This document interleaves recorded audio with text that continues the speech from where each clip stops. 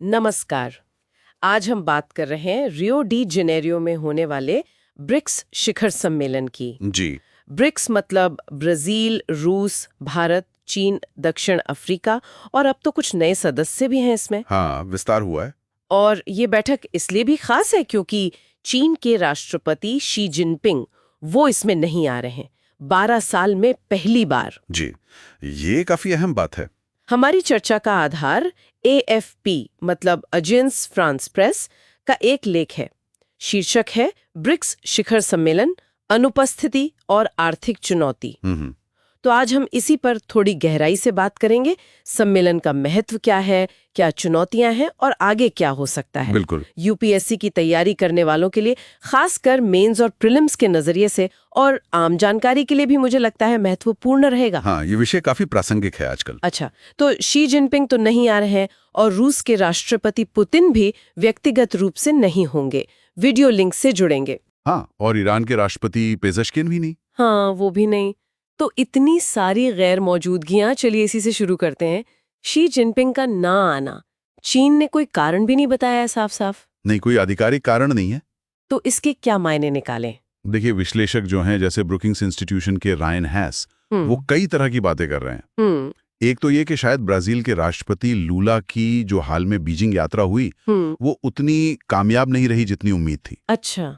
या फिर एक और थ्योरी ये है कि भारत के प्रधानमंत्री मोदी को वहां सम्मानित अतिथि का दर्जा दिया जा रहा है। हाँ, ये भी सुना है। तो हो सकता है शी जिनपिंग उनसे कमतर नहीं दिखना चाहते हो, या पुतिन का ना आना भी वो भी एक फैक्टर हो सकता है। मतलब कई कोण हैं इसके। तो मतलब अंदर कुछ खींचतान हो सकती है। हाँ, लगता तो है। अब चीन ने अपने प्रधानमंत्री ली ख्यांग को भेजने का फैसला किया है, तो ये मेजबान ब्राजील और लूला के लिए, जो वैश्विक मंच पर बड़ी भूमिका देख रहे हैं, उनके लिए थोड़ा निराशाजनक तो है। सही बात है। अच्छा, ये तो हुई नेताओं की गैर मौजूदगी की बात। जी। अब आते हैं अर्थव्यवस्था पर, जो कि एजेंडा में मुख्य है।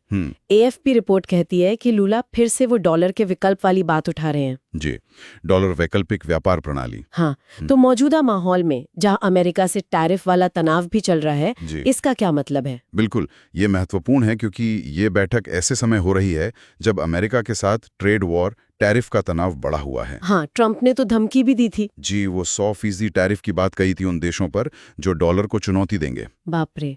तो इसलिए जो विशेषज्ञ हैं, जैसे रियो के ब्रिक्स पॉलिसी सेंटर की मार्टा फर्नांडिस, उनका मानना है कि शिखर सम्मेलन में शायद देश थोड़ा संभल कर ही चलेंगे। मतलब कि शायद जो अंतिम घोषणा पत्र आएगा, उसमें सीधे सीधे अमेरिका का नाम लेने से बचा जाए।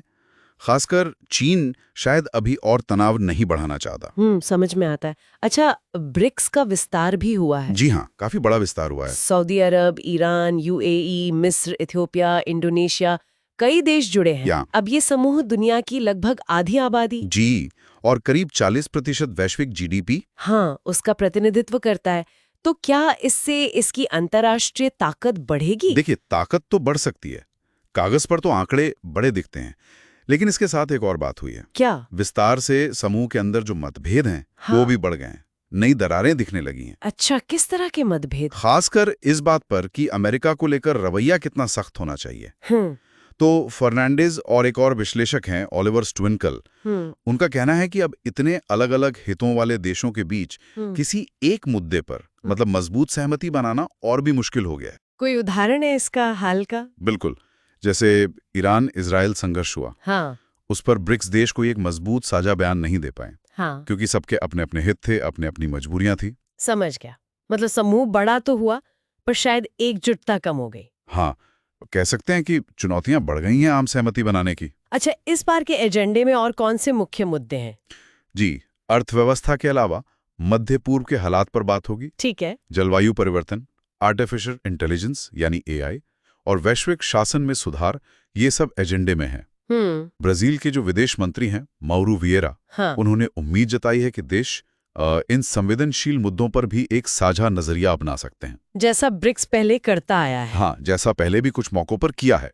और ये ब्राजील की अपनी महत्वाकांक्षाओं से भी जुड़ता है। कैसे? देखिए, ब्राजील अभी G20 की अध्यक्षता कर रहा है, ब्रिक्स की कर रहा है, और आगे COP30 जलवायु बैठक की मेजबानी भी करेगा। हाँ, सही कह रहे हैं। तो वो चाहेगा कि इन मंचों पर कुछ ठोस परिणाम दिखें। तो कुल मिलाकर देखें तो ये ब्रिक्स शिखर सम्मेलन काफी दिलचस्प मोड़ पर है।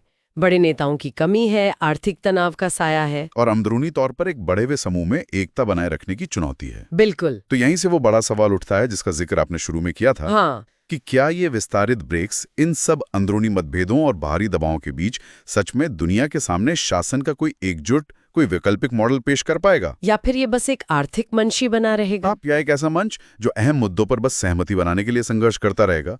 ये देखना होगा। ये वाकई एक विचारणीय प्रश्न है। इस चर्चा पर श्रोताओं के विचार भी जानना चाहेंगे। अगर ये विश्लेषण उपयोगी लगा हो तो इसे लाइक करें, सब्सक्राइब करें। और अगर कोई सवाल हो या कोई और पहलू जिस पर आप बात करना चाहें तो कमेंट्स में जरूर लिखें। बिल्कुल। आज के लिए इतना ही। धन्यवाद। धन्यवाद।